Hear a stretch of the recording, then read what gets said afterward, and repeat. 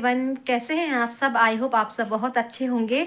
तो अभी सुबह के ठीक 9:45 हो चुके हैं। हस्बैंड नाश्ता करके अभी अभी घर से निकले हैं।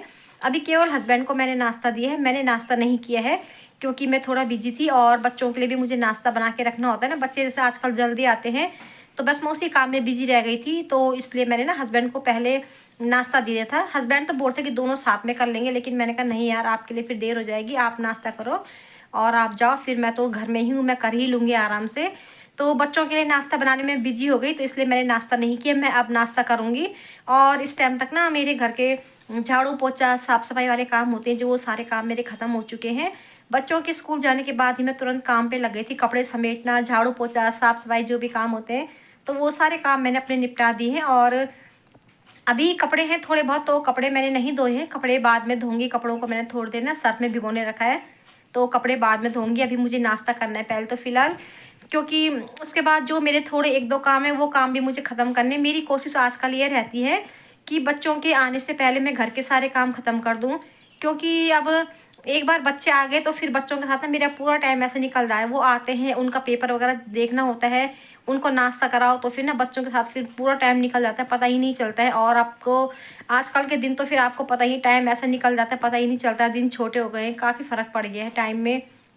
तो इस वजह से मेरी कोशिश रहती है कि जब तक बच्चे आए मैं अपने घर के सारे काम ख़त्म कर दूँ, एक भी काम ना रखूँ मैं सुबह का। तो फिर अभी मुझे भूख सी भी लग रही है, क्योंकि सुबह नाश्ते का टाइम होता है तो थोड़ा अजीब सा होने लगता है, पेट में हलचल सी हो जाती है। जबकि दिन का, रात का खाना अगर मुझे ना भी मिले तो मुझे कोई इतना ज़्यादा फ़र्क नहीं पड़ता है, लेकिन सुबह जब नाश्ते की बारी आती है, नाश्ते का टाइम होता है, तो थोड़ा मुझे अजीब सा होने लगता है। तो मुझे ना भूख सी लग रही है, तो चलिए पहले मैं फटाफट से नाश्ता कर लेती हूँ। जो मेरे एक दो काम रह गए हैं उनको निपटाती हूँ और उसके बाद मिलती हूँ मैं आप लोगों।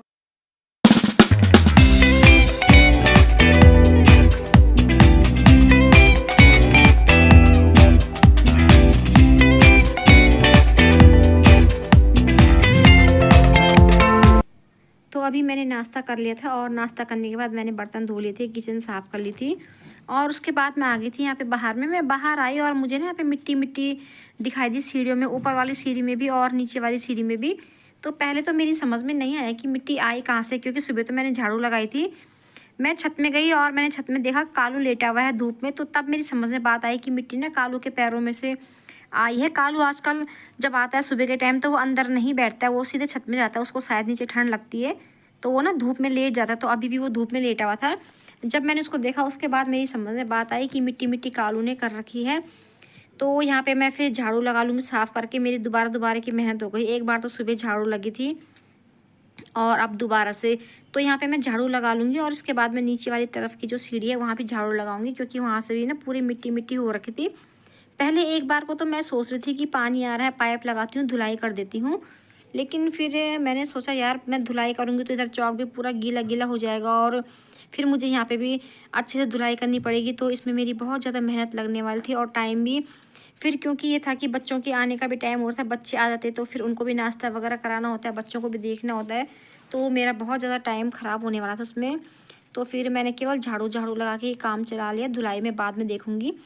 तो अभी बच्चे आ गए थे, उन्होंने नाश्ता किया, उनको नाश्ता कराने के बाद मैं नहा गई थी और नहाने के बाद मैं यहाँ पे आ गई थी बाहर धूप में, क्योंकि नहाने के बाद अब ठंड लगती है। और कालू को देखी, इसने देखा कि बच्चे स्कूल से आ गए, इसने उनकी आवाज़ सुनी तो ना ये छत से नीचे आ गया था और अब मैं बाहर में थी, तो ये बाहर में यहाँ पे लेट गया था।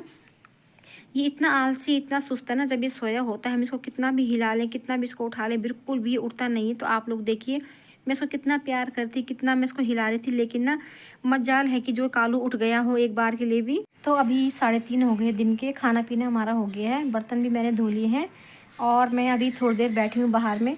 मैं बर्तन धो के जैसे ही अंदर गई थोड़ा आराम करने के लिए, तो मुझे ना अंदर ठंड लग रही थी, झरझरी सी लग रही थी मुझे, तो मैं बाहर आ गई। और क्योंकि ना मेरे बाल अभी गीले हैं, मैं देर में आई थी तो बाल मेरे अभी ठीक से नहीं सूखे हैं, तो इसकी वजह से ना मुझे ज़्यादा ठंडा लग रहा था कमरे में, तो मैं बाहर आ गई। अब सर्दियों में तो ऐसा ही होता है, ज़्यादातर टाइम हम लोगों का बाहर धूप में ही निकलता है, अंदर तो हम तभी जाते हैं जब हमें कोई काम हो, वरना मेरा तो पूरा दिन सर्दियों में धूप में ही निकलता है। अंदर तो मैं कभी जैसे खाना बनाना है या कुछ और काम है तभी जाती हूँ, वरना तो हमारा ना टाइम सर्दियों में ज़्यादातर धूप में निकलता है। बल्कि हम लोग तो कई बार खाना भी बाहर में धूप में ही बैठ के खाते हैं। चारपाई है मेरे पास एक, तो प्लाई वाली चारपाई होती है ना, अभी तो मैंने उसको स्टोर में बंद कर रखा है नीचे, अभी उसकी ज़रूरत नहीं है।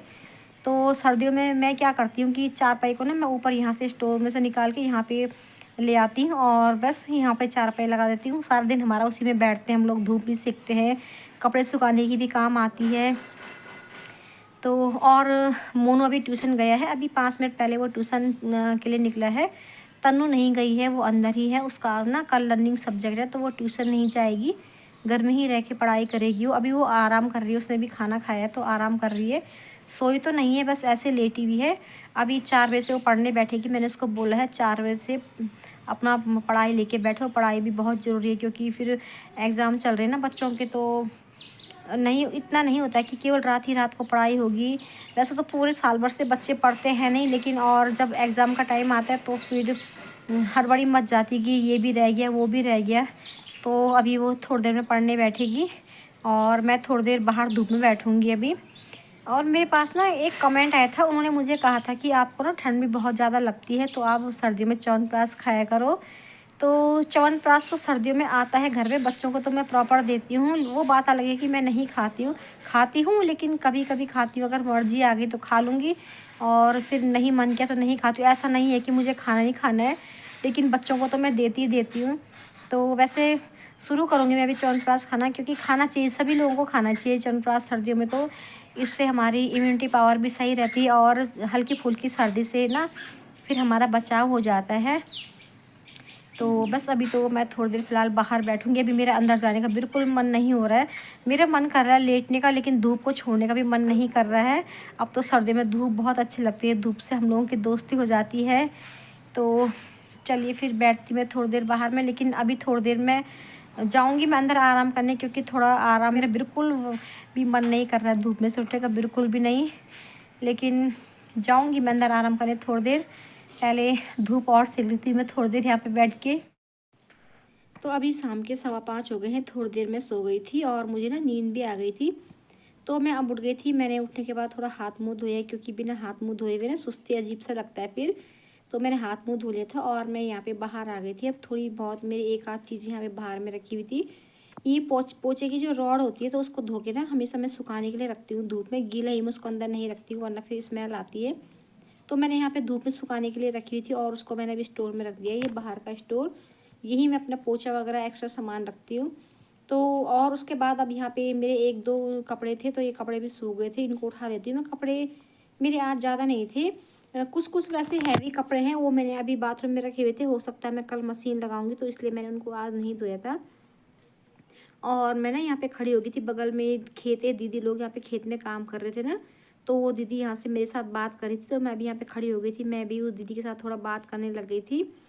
और अभी मोनू ट्यूशन से आने वाला है, उसका टाइम हो गया था, बस वो आता ही होगा। मैं उसका वेट कर रही थी कि वो ट्यूशन से आएगा। उसने मेरे को बोला था कि मम्मी क्यारी में पानी डालना है, तो मैंने उसको बोला था कि मैं डाल दूँगी, लेकिन उसने मना किया कि नहीं मम्मी आपने नहीं डालना है, जब मैं आऊँगा तो तब मैं ही डालूँगा। तो इसलिए मैं उसका वेट कर रही थी और यहाँ पे ना मैं उसका वेट कर ही रही थी। तो तब तक मैंने देखा कि मोनू आ गया था, मैं उसी के साथ बात करती, तो मोनू आ चुका है ट्यूशन से। तो अब हम लोग ना क्यारी में पानी डालने के लिए जाएंगे। और मोनू ना मेरे साथ गुस्सा हो रहा था किसी बात पे, तो मैं उसको मना रही थी। और अभी ना नीचे हम लोग आ गए हैं क्यारी में पानी डालने, मोनू वहाँ पे पानी डाल रहा है। अंधेरा भी हो गया, वो तो हमारी रोड में लाइट जली हुई है ना, तो थोड़ा इधर उजाला आ रहा है, वरना दिखाई नहीं दे रहा है। तो इधर पूरा क्यारी में हम लोग पानी चारेंगे। और कालू को देखो हमारे साथ साथ आ गया, ऐसा हो सकता है कि हम जाएं और कालू ना आए, तो यहाँ पे बैठ गया, यहाँ से बैठ के हमको देखेगा। और इधर डाल रहा है मोनू पानी, मैं भी चलती हूँ। वैसे मैंने इसको मना किया था कि अभी पानी नहीं डालना, अभी गीला है, मिट्टी गीली है, लेकिन ये मानता नहीं ये बात। इधर डालेंगे पानी, ये पूरा लहसुन में।